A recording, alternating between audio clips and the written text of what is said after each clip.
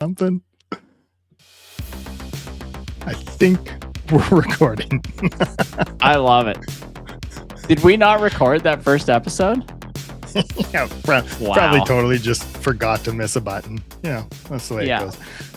Anyways, welcome back to another episode, everybody. My name's Emery Wolf, and joining me is Nick Lamb. And this is Nick Lamb's podcast. And we are just two camera guys.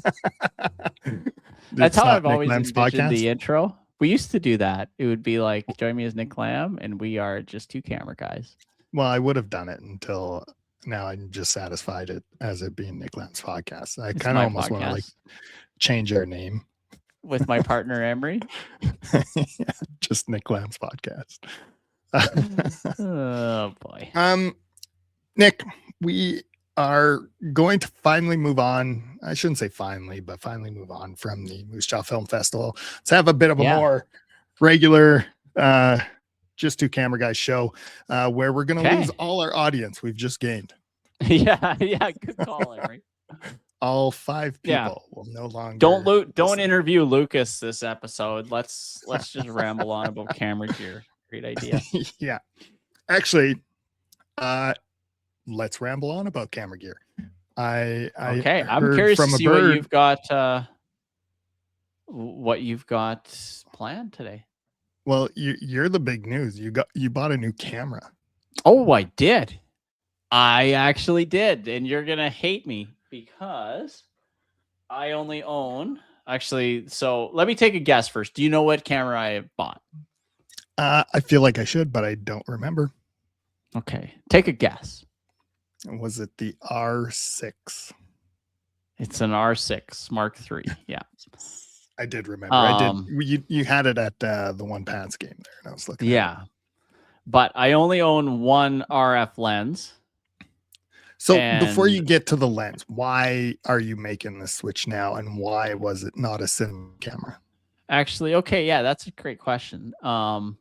Because I went out to film my first real estate video, and my camera was too heavy and bulky and clunky, and it was such a pain that I didn't want to do it.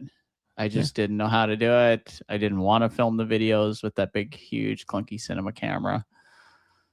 So I just got something smaller.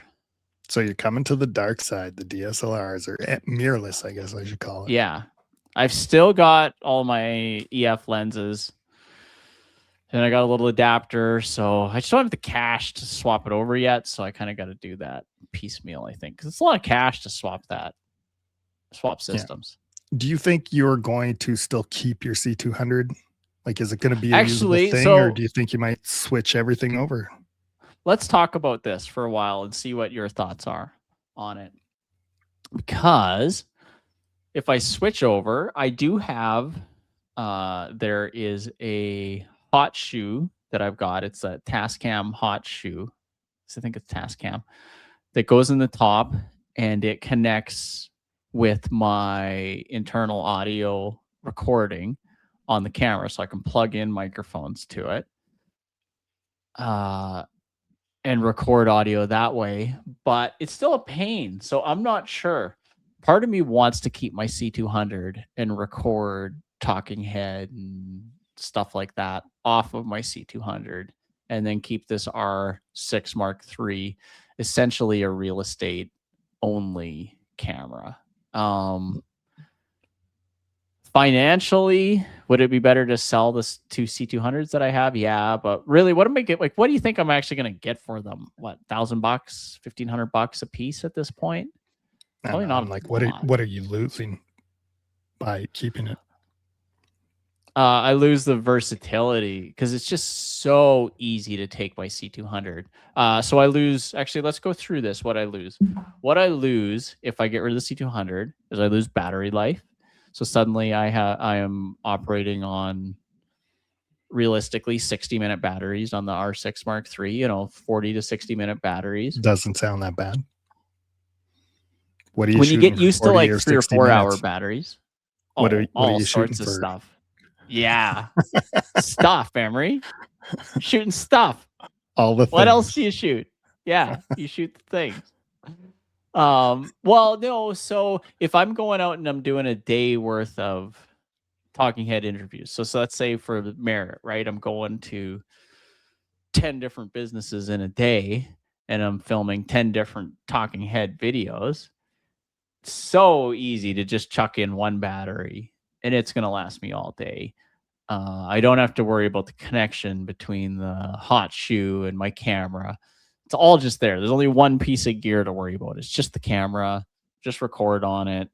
To me, it kind of simplifies things. Now, the problem is I wish that I could take those codecs that I'm recording from the R6 Mark III and put them in the C200, because then I would have a little more options to record, because basically I have to record in raw light with the C200, or this like crappy codec on the little SD card that sucks. So it's like either really good, like too good, or too crappy, or is kind of my options. Whereas the R6 Mark III has got everything from like way too good to really good, and takes up less space. Yeah, they just give you, it's just like the updated codecs give you better quality for less space. Okay. You didn't want to do like a smaller cinema camera like the C50, I believe, is RF. The C70 and the C80, I want to say. Yeah. Well, so you could have, but the nice thing is now I've got that little DJI, the Ronin gimbal, like the little baby DJI Ronin. So it's like this little mini gimbal, little baby gimbal, and I can throw my R6 Mark III on it, can put it in vertical mode, and works beautifully, super simple, versus having a bigger gimbal. So if I would have got the cinema camera, I would have had to step up to a bigger gimbal, and the size and weight just balloons. Yeah, you know, so I'm trying to sell a gimbal, eh? Are you? Which one? I want to get rid of my, I think it's Ronin S. How big is it? How many weight? Like how many pounds? I don't know. It's heavy enough. Well, no wonder you haven't sold it yet. You don't know anything about it. How are you going to sell it? Somebody asks you, hey, I'm selling a gimbal. What is it? I don't know. Okay, well, what kind of cameras can you put on it? I have no clue. Well, I bought it for my old. Anywhere? I had it for my old 5D, and then I could do the was it 16 to 35 on there. Yeah. So right now I've got a little thing for my iPhone, one of those little DJI iPhone gimbals, and that's I use that for a lot of my real estate videos too, because my iPhone actually handles the light changes better than the cinema camera.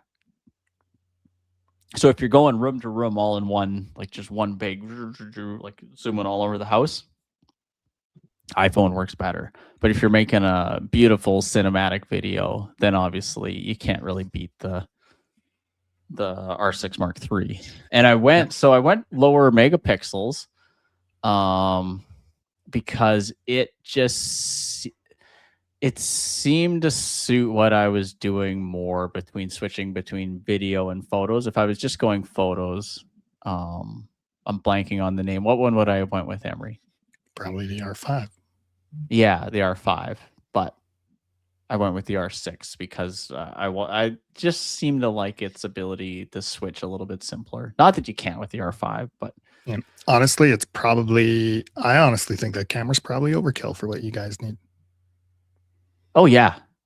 And I don't even have the right lenses yet. I can't wait till I'm gonna start off with the wide lens. So what is it? The 11 to 15, I think it's okay. It is. I think that's gonna be my first lens of choice.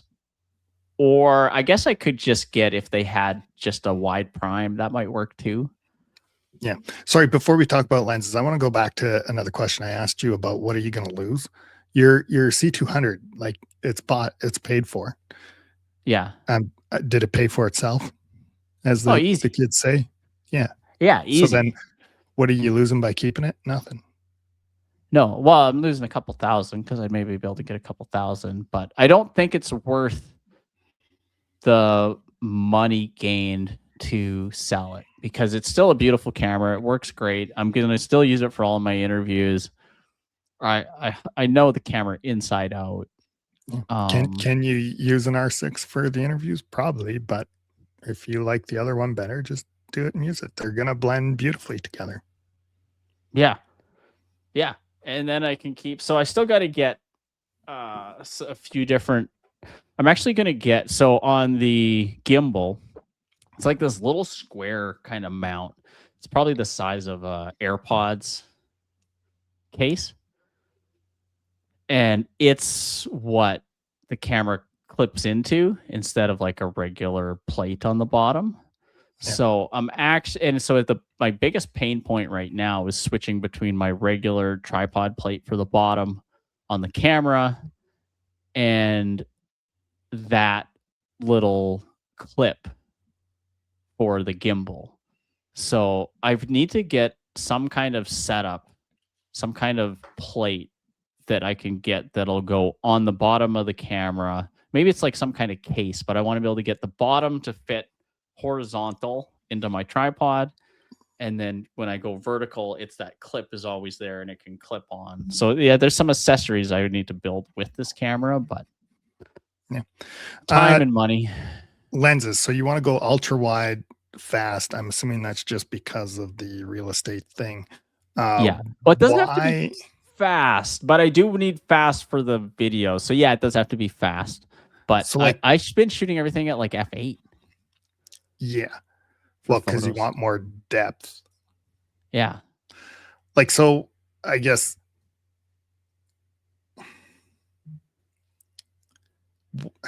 I find that such a boring lens. Oh, it's the worst.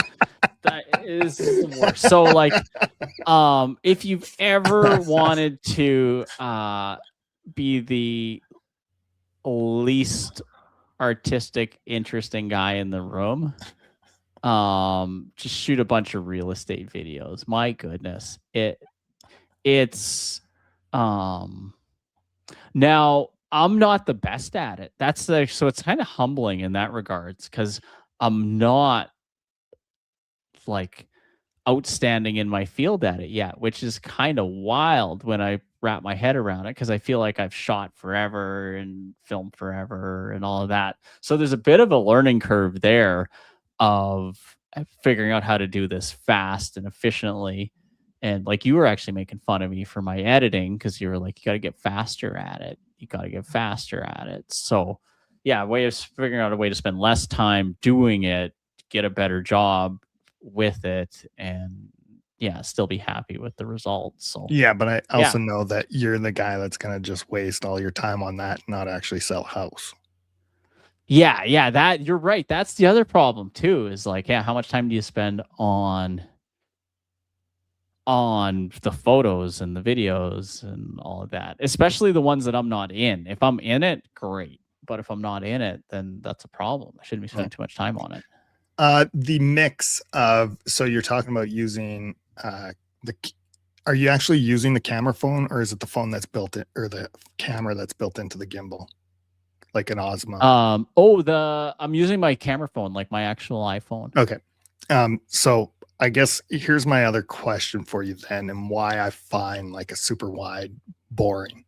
Why is the super wide on your phone not good enough? For what? For videos, photos, or what are we talking about? For what you're doing? Both. Great question. Actually, that would be I'm gonna make a video on that. That's a good video. Why don't I'm gonna go to a house someday and I'm gonna film a video, like vlog style video, of the difference between my iPhone and the R6 Mark III, and I'll see if there's a difference. Maybe there isn't. I don't know. I'll film. What I need to do is I need to film the photos on the R6 Mark III and my iPhone, and then film a video on the R6 Mark III and my iPhone, and see if there's a difference. Yeah. I think that'd like be great. And from my perspective, it's like, and I had a change of heart on this, and we talked about it years ago when we were buying lenses for our business. And I was thinking about lenses, and it's like, well, why don't I get something that my current camera, which would be the phone or whatever, can't do? And what it ended up coming down to, it's like, well, we can capture all the wide shots, we can capture all the motion on the iPhone, it'll be fine. What we can't do was telephoto, so we ended up picking up the big 70 to 200 to do that. We do our portraits on the 70 to 200. Again, it's just an area where the phone doesn't really do a good enough job. So that was sort of our perspective. So I guess the whole point of my rambling here is think about what you're doing. And this goes for anybody. When you're buying lenses, think about what you're doing and think about what is the right lens for that job and what you currently cannot do.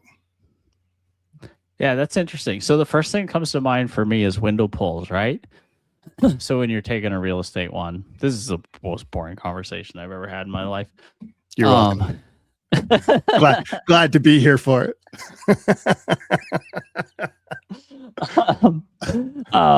No, but so if you take a photo, you want the outside to the exposure to be similar to inside, right? So you'll mask the window, reduce the exposure. But what I found works really quick with that is I'll bracket my photos, make an HDR of it, and then when I grab the window and I pull the exposure down, it works. It's like, oh, it thinks it was shot at a proper exposure. My question for myself is, and I'm sure there's a way to do it, can you bracket the photos on the iPhone? I don't know. I've never tried. Does the HDR work? Yeah. The HDR on iPhones works great. So and it just does it automatically. Now, you look at it, and it's already HDR, and you tap the button, and it's good. I doubt it would work great right out of the camera for a real estate photo with a window, where it would automatically pull the window. Yeah, maybe it would. Maybe it wouldn't. I've never tried it. So, what do you think is your next step after you get that ultra wide? My next, then honestly, I'm going to start replacing my other lenses. Would be the long term plan. So I want to get either a 50 or an 85. Maybe I start with an 85 because I actually really like the 85 for interviews.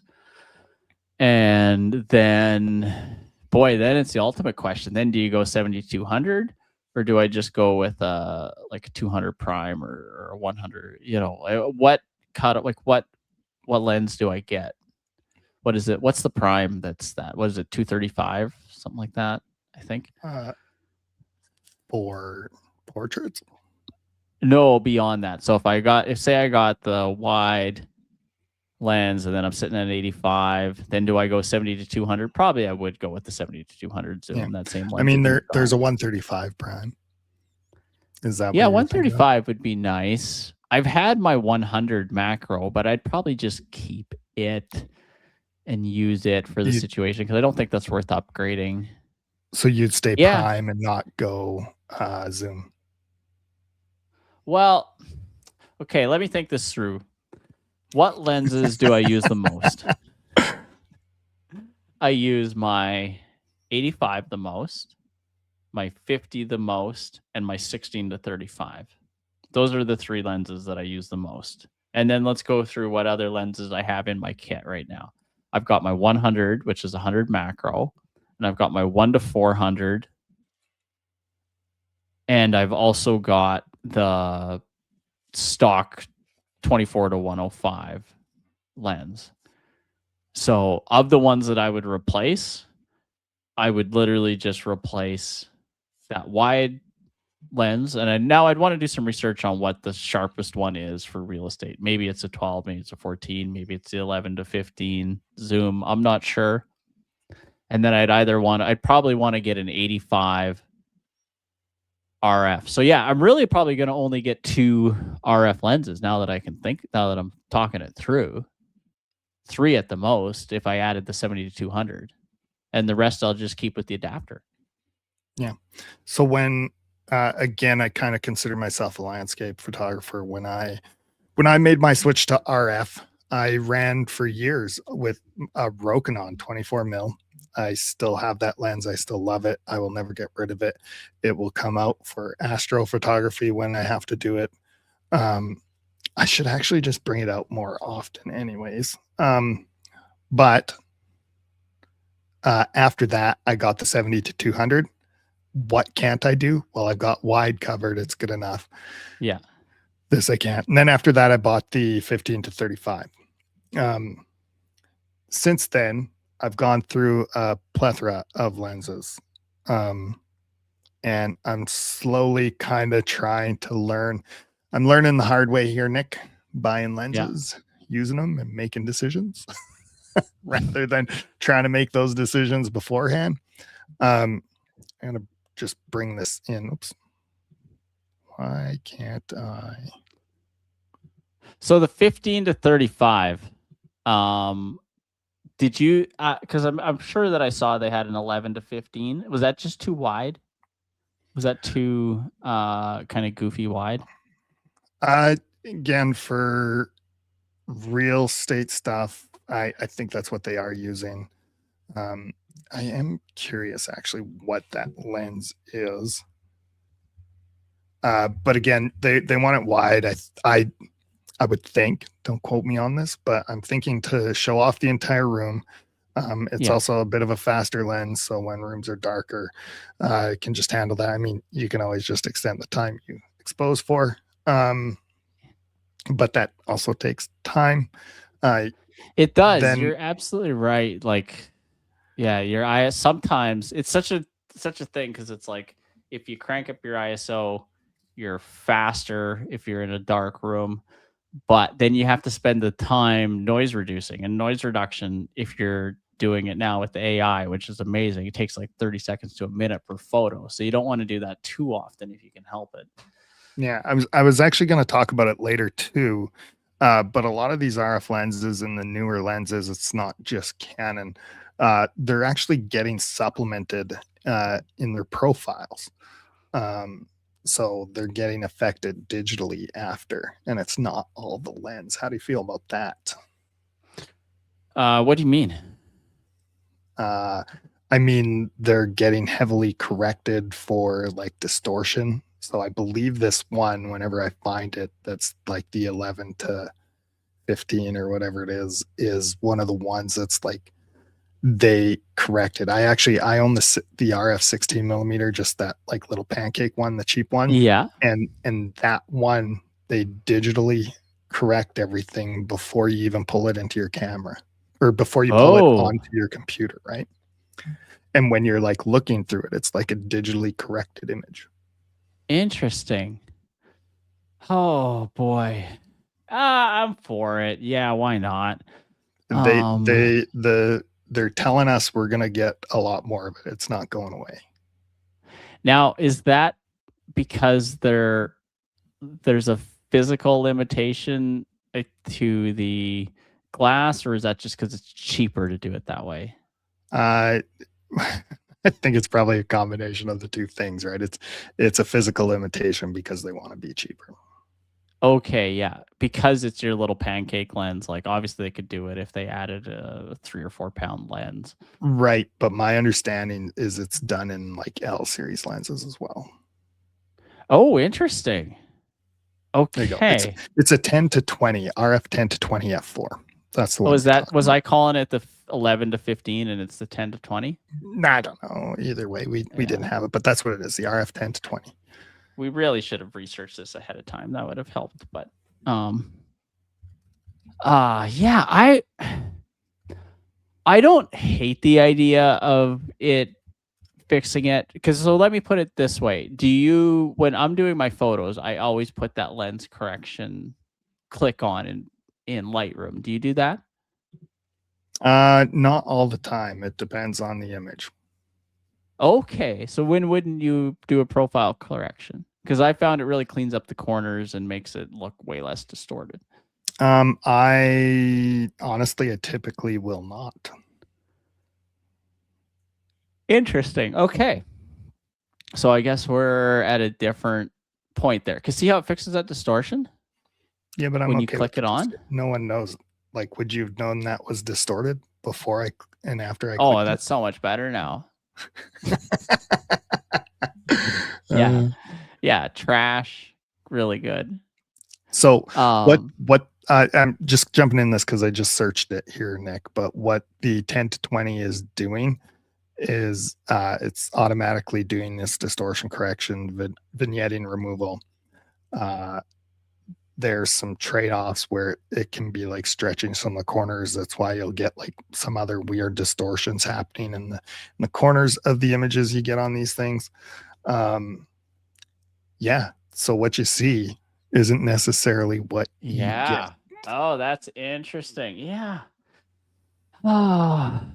Anyways, you don't have a choice. And honestly, I do think it's probably for the better. I'm going to go trust Canon and Nikon and all those people because they know more about lenses than I do. Yeah. So I've ran into a Fuji shooter the other day. Have you seen those Fuji shooter? No. Yeah. Yeah. I feel like they're cropping up more often. Have you noticed that? Well, were they shooting God, I'm blanking on it. Medium format? No. No, they're shooting Fuji, and the guy at the camera store was talking up Fuji to me. Micro Four Thirds. Yeah, he's saying that lots of people are getting into it. I don't know if they're just out of cameras, like they don't have, like, the guy bought 40 of them and he's trying to get rid of them. But part of the appeal, I think, is the look, like the look of the camera itself, not of the photo, but I mean, the camera itself looks so stinking cool. Yeah, I think like the physical look. Yeah, because it looks like old and retro, and it looks kind of awesome, right? So, like, and the guy handed it to me at the store and was like, "Just check it out." And I grabbed it and I was like, "Okay, this actually feels good in my hand."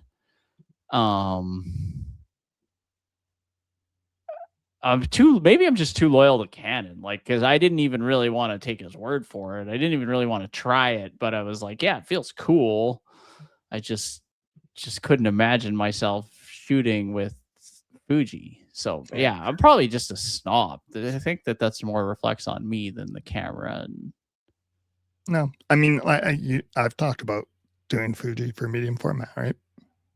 So basically, I think Fuji is hitting certain markets. They're picking markets and saying like, "Oh, this is untapped and this is untapped." We're not going to outsell Canon and Nikon and Sony at what their bread and butter is, which is full frame, yada yada, best of best. So let's make this niche market ours and go after that. Yeah, I can't believe that I called the 11 to 15, and it's the 10 to 20. My goodness, whatever. That's embarrassing. The same mistake. I am looking for this guy right here. Yeah. So retro cameras. Have you seen this from Canon? The new Canon camera that kind of looks like a weird Hasselblad wannabe cheapo version. That thing looks stupid. What are they doing? Okay, so this thing here, it looks like they made a periscope camera. So they took right. It's like what are they doing? So they've got not the best example here, but it's like the old. If I can find my mouse. So here I'm holding this old Kodak Brownie camera where you have to look into the top piece to actually see out. Like that's what they're doing. It's an old school format. They're bringing it back because people want to have fun. Well, can't you have fun without a stupid camera? Like, why do you need a camera that looks goofy? Whoa. You can have fun, Nick, with and without cameras, okay? Yeah, fair enough. But yeah, it's one of the things that a lot of people have been talking about. I've not heard one person talking about that.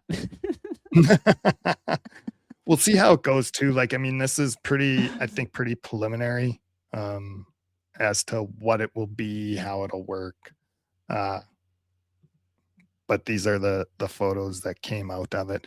It's still a digital camera. I don't know what they're. Yeah. I have no idea what they're trying to do. Old is new, Nick. You know what? You're right. Okay, so here's an old is new for you.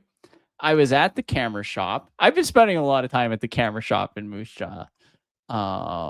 Thank you very much. Shout out to Wells Camera and Sound here in town. Not sponsored, by the way, but there are openings. So we're already sponsored by Nick Lamb Realty, so they might as well jump on board too. Eh? So I was at the camera shop, and the guy there showed me. Have you heard of their like blind box cameras? What? No. Yeah. So it's like, so picture like buying like a pack of hockey cards or whatever, and you get a pack. You open up the pack of cards, you don't know what's inside. This is a camera, but it's got, picture it as like a Polaroid brand. I don't know if it's a Polaroid brand, but picture it as like this old retro Polaroid look. And so it's this blind box where he had like 10 different cameras there, but you don't know which one you're going to get. So you buy this little camera. It's like $50 or $40. It's like this cheap old, remember those single shot disposable cameras that you would get? Yeah. This sounds like the mystery bag. It's a mystery bag. Yeah. But you get that, and there's like 5 different looks or 10 different film stocks, and each one of these blind box cameras emulates this film stock. So me and you, we go into the store together. We each do a blind box camera pull, and then we're going around taking photos, but they're different looks. And then we go back at the end of the day, we load them up on the computer, and we compare all of our photos. But yours has a look from, D50, so yours is nice and sharp. But mine's got the look of T5000, so it's got this grain and kind of funky looking, right? Yeah. I'm just gonna say it. Please don't do it, people. Don't do it. Don't do it. I thought it looked kind of neat. Pictures, make your own thing. I get that it might be fun when you don't know, but like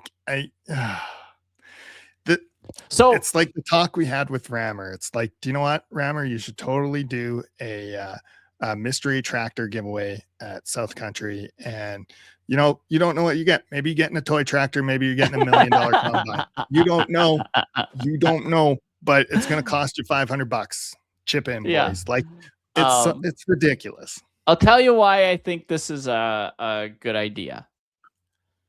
Picture it this way. Now, this would be very expensive. This is the most expensive kid's birthday party ever. But let's say you got 10 kids coming to the party.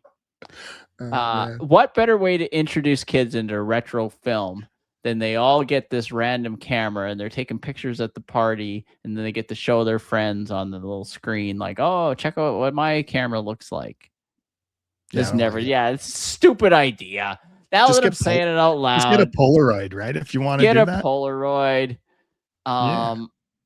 He almost got me to buy one at the store. They looked really fun. They're a little impulse item. Fun. I shouldn't be such a negative Natalie. It probably is fun, but still, just don't do it. It's a waste of money. Yeah, it's fun. Yeah, it's good. So I really like the guy at the store. He's an awesome guy. Me and him were kind of arguing about, not arguing. You could imagine how much I would argue with somebody, but we were arguing over Insta cameras. So have you seen those new Insta cameras now? There's 2 different types out right now. There is the like Polaroid style, where it's the analog one where you take a photo, the actual film comes out, you got to put it upside down, let it expose, and you get the actual analog thing. And there's one, the Instapics, where you take a photo digitally, and you can still take 1 million photos, find one you like, you hit print, and it prints it off in your camera, and it comes out similar to the Polaroid one. So which one would you rather have, Emery? So I will tell you which one I have. Okay. I have the like analog one. Yeah. Because that was my thinking. So Ruth wanted to get one of these cameras for her birthday. And I went through great pains to research this for days and days and make sure we got not the one that does digital and then you print it, because I wanted her to take one photo, make sure it's good, make sure it's framed up right. Oh, they're impossible to frame. So they're not easy, I'll tell you that. But and then you get an actual analog picture of what happened.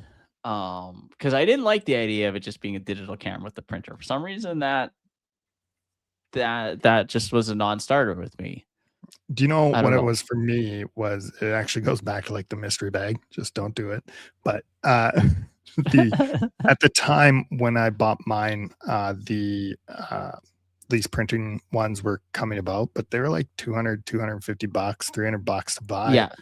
And it was like, I just want this thing for like stupid fun. I don't even know how much I'll use it. And then I went to Facebook Marketplace and I think I found it for like $30 or something. I was like, yeah, perfect. So I got a really nice purple one. It suits my eyes.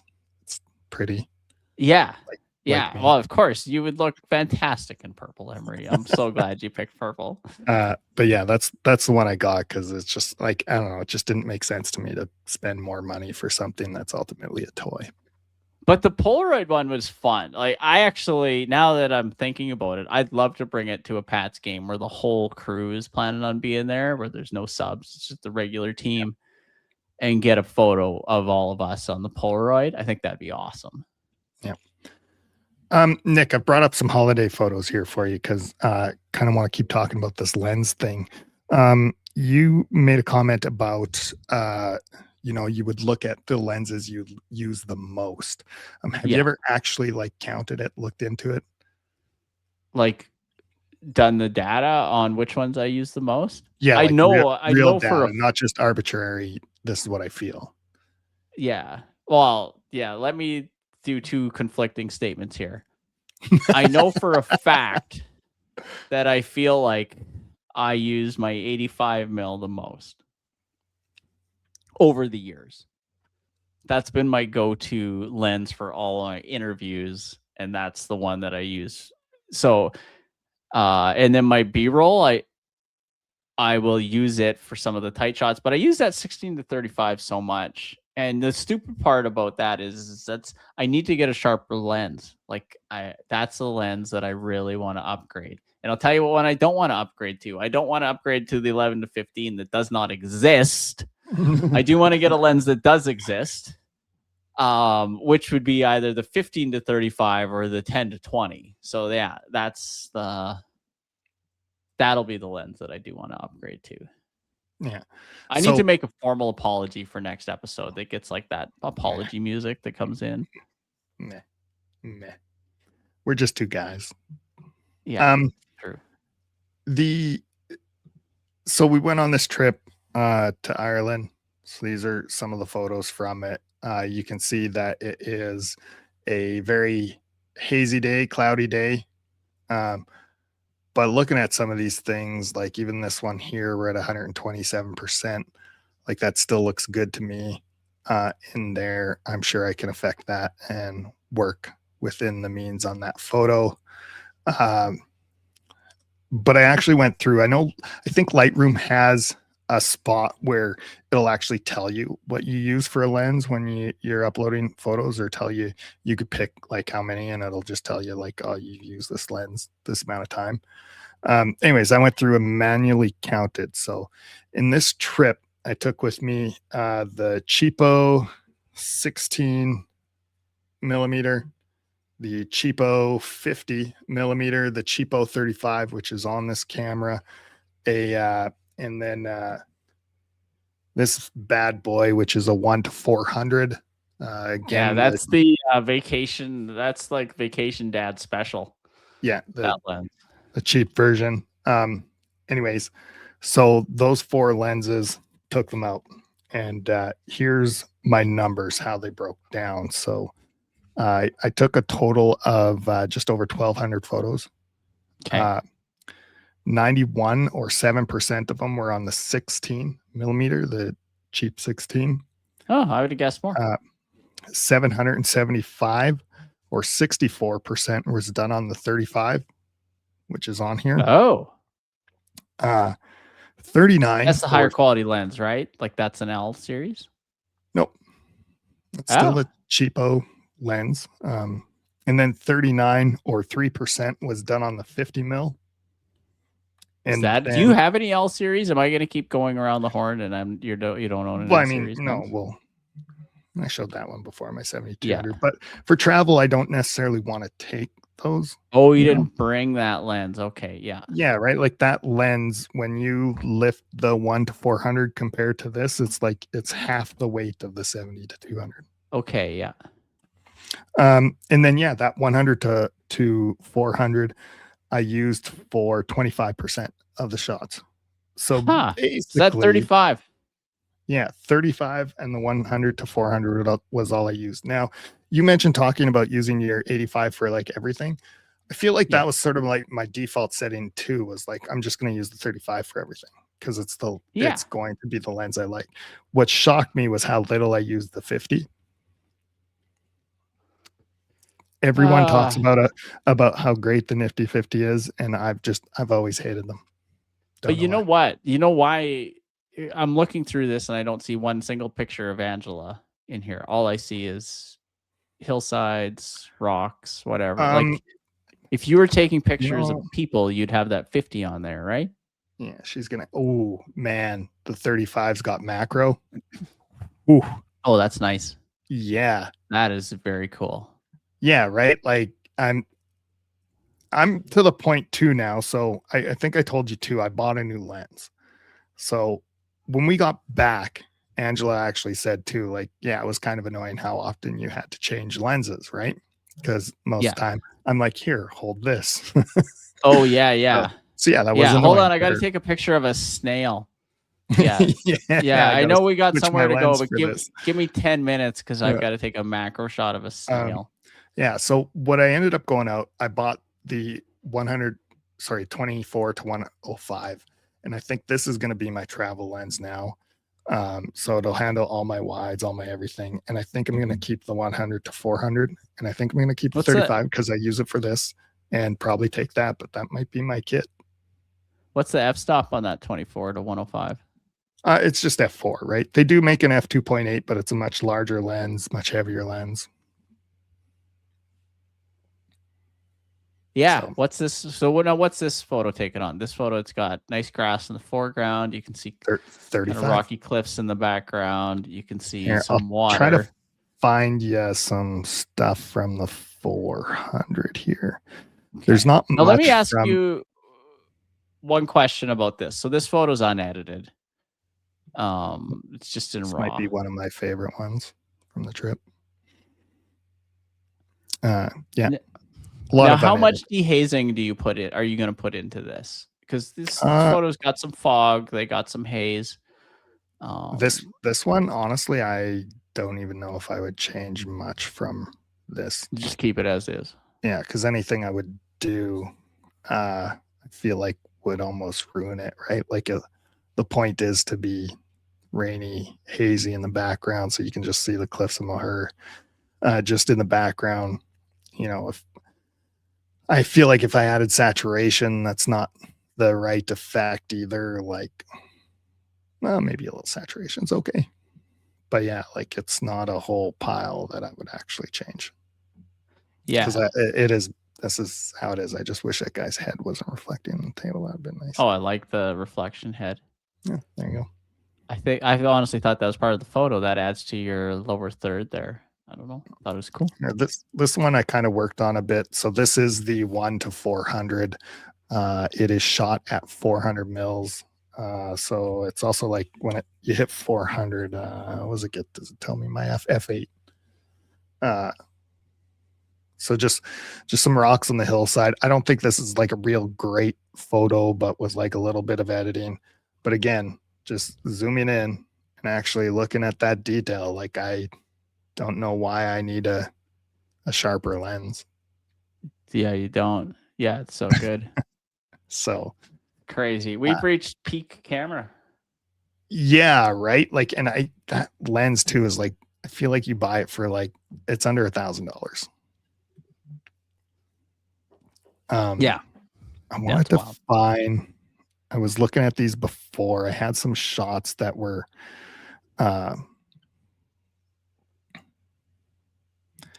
this is, I think these are my 50s. No offense to my 50s. They just weren't close enough for what it was. And, it's also not sharp enough, but that's because of the rain that was happening there. But that's the 50 on this Abbey. And then later when you get to let's pick an unedited one, to the 400 with it. So this is at 236 millimeter. Again, it's actually kind of cutting through that rain a little bit. It's not like it's stopped raining. But yeah, just that 100 to 400. Quite actually impressed with it. The other thing I kind of wanted to show you, I don't know if I have it on here. Just got to scrub through. So talking about using like the 16 mil. So here's like an example where I just left the 35 on. So took a series of shots down here. You can see, stitch them together. And you know what? Stitching isn't a pain in the ass. I think like that's what I would do on a trip now, is just take a series and stitch them later. Because I'm already going into Photoshop to make them. So let's wait in a few more seconds for it to make a panel. Yeah. So I really do think like those 3 lenses, and the 35, like you said, I think would be like more if I wanted to do a portrait thing or the macro thing. Actually, Nick, I should show you some of this. So this photo, the 35 f9, it's at 1/6 of a second. I'm going to just bring this up a little bit better so you can see stuff in it just a little bit better. This is handheld. No. Yeah. How? I don't know. I guess I can stay steady enough to do it. But like, even I'm just like, I think that might be wind motion, not actually me. Cause like when you're looking at some of these leaves, some of them are pretty tack sharp. Wow. That's really cool. So yeah, I was actually quite impressed that I could even get that done handheld. And that's, again, honestly, maybe something where you'd pull out the 35, or if I never did any nighttime shots, but I think if I did like nighttime, maybe these slower things, maybe like you said, portrait would be where the 35 would show up. This is actually probably one of my favorite pictures from the trip, Ben Bob in the mountain. I've on a different computer, I did some editing on this and liked what I did, so I'll probably replicate that later. Another pano you can see there as well. So did lots of stuff. I'm trying to find. I'll show you one of my favorite pictures. It's a good thing Angela doesn't listen to podcasts. She would hate that I would be showing this, but this is with the 1-400. Oh, wow. Yeah, that's great. So I'm zoomed all the way in. It's at 400, but just she was walking down the beach and her hair was flowing in that wind. And I'm like, CBC late night framing, just top of the neck and then the. Yeah. I like to think of it as artsy. Okay. Yeah. Actually, here's another good example of a panel. So just a different kind of panoramic where I'm doing more around the whole thing. So it's not just a straight line. Again, when you're in a tight space. Oh, wait, I'm totally wrong. This is the 16 mil. Looks great. Just didn't use it. Yeah, it does. Just didn't use it. I thought I did pano that too, but I guess I did not. But yeah, that's sort of my take. I'm probably going to get rid of the 16 and the 50 just because I won't use them. And I might have a workplace that might need to. Well, maybe I'll buy the 16 off you. Yeah, take it out. Honestly, if you want to test it, take it out, test it, see how it works, and go from there. I wouldn't mind comparing it to see what it does different from, if it's better than my 16 to 35. Yeah, like the I RF. would think you would want something a little bit nicer. But again, the 35, like this is perfect for travel, I think. Yeah. Actually, I'm Like, curious. Yeah, bring it next time because I'd love to compare the 16 to 35 to the 16. Just to see. Yeah. I bet the 16 sharper, wouldn't be surprised. Yeah. So anyways, a bit of a take on lenses again. Focus on what you're doing. If you can use real data like I did, I bought all these lenses, but I actually bought every single one of them used too. So at least I'm saving That's the way to do that it. way a bit. Mm-hmm. And you tell them you won't lose a penny. Yeah. More lens talk for you, Nick. Going into some of the Canon rumors, there's a rumor that the 24-70 is dead. What? Why? Yeah. Well, mostly because they're going to change it and maybe make it a 20-70. How do you feel about that?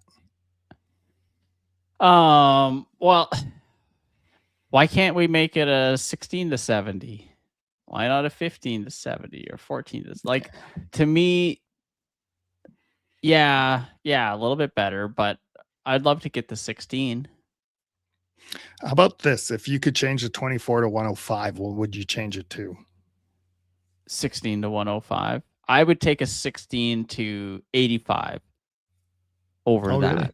To me, I actually kind of like the 105 mark. I want to, because here's, before you say this too, I'll go into this. So I actually broke down because I was trying to see, like, is it worth me buying the RF 70 to 200 f4? And so I broke down 1 to 200 on the 100 to 400 and 200 to 400. And so I did 15% of the photos in the 100 to 200 range. And I would say the large majority of those two, I didn't count it out, I really should, but would be closer to the 100 range. Oh, so you were around the 100 range more often. Okay. I basically feel like I was like at each end of the spectrum. I was either like close to 100 or close to 400. Yeah. And that's how the zoom ends up working. So yeah, you're right. Really, the answer to all of us is to find our 2 or 3 primes and just live on those, because it's going to be sharper. It's going to look better. As I'm selling mine. Yeah. Well, there is something to be said about that kind of do-it-all vacation lens.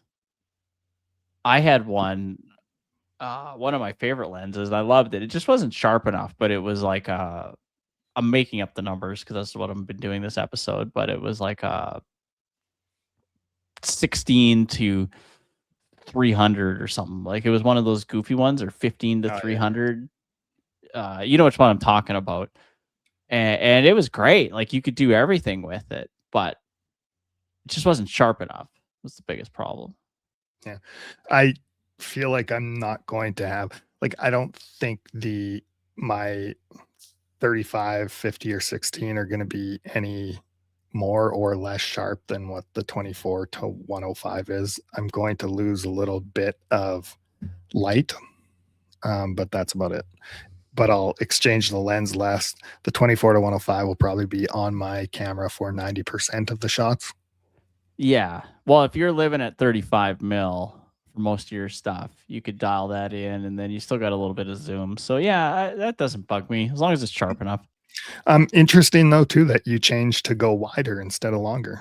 I wasn't sure what you do. I honestly don't even know what I'd do. I think that was not how I thought you were going to go, and I think I might agree with you. A 16 to 105 f4 would be amazing.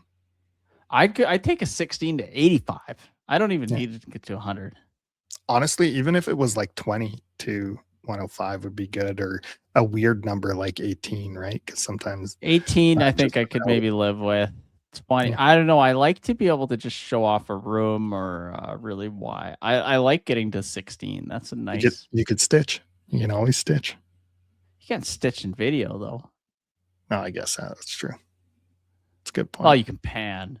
Yeah, you could pan. Yeah, never mind. You're always stitching in video. Yeah, I guess. Another camera or lens news. They're talking about making a new macro lens, so something longer than a 100. It sounds to me like it will be what do you call it? So they want to go back. So the EF versions, I think they have like a 180 millimeter macro.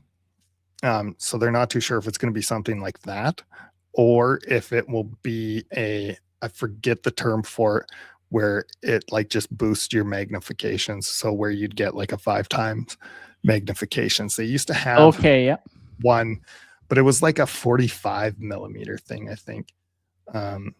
And then for whatever reason, it's like more magnification within the lens, even though the millimeters things don't work out to like the normal millimeter on full frame. But anyways, more macro. How do you feel about that? Yeah, I don't care. Macro, I don't know. Like when I need a macro, I've got it. I'm happy with my 100. I don't use it enough for it to matter. I don't know. How many pictures of ladybugs can I possibly take? You're a ladybug guy. Isn't that what every macro lens gets used for? I apparently find a used ladybug out in the sales. yard. Yeah. Well, actually, yeah, I use it for product shots and stuff. But I don't know. My macro, it'll probably do me for the rest of my life. Yeah. I don't need another macro, but I'm not a macro photographer, so yeah. I not was my wheelhouse. thoroughly impressed with the 35 macro. You can make that work, so you're fine. Yeah. I've got the EF 100 for my like film scanning, but for this 35, I was like blown away. I'm like, this is perfect for travel. Yeah. I've got enough macro lenses. I'm fine. Yeah. But I mean, hey, if you're into it and it's something you're trying to get into the RF system, it's hopefully coming. Oh yeah. If you need it for the RF, it's good. But I've got my couple lenses I want to get, and I think that'll be fine. Cool. Nick, that was 57 minutes of lenses, pretty much. I think we talked for 11 minutes of your camera. So that's a lot of lens talk. A lot of lens talk, I think. It's all the fine folks. It's more than the fine folks could handle in one sitting, I'm sure. Yeah, I would say that we should wrap it up at that, and have a good night, everybody.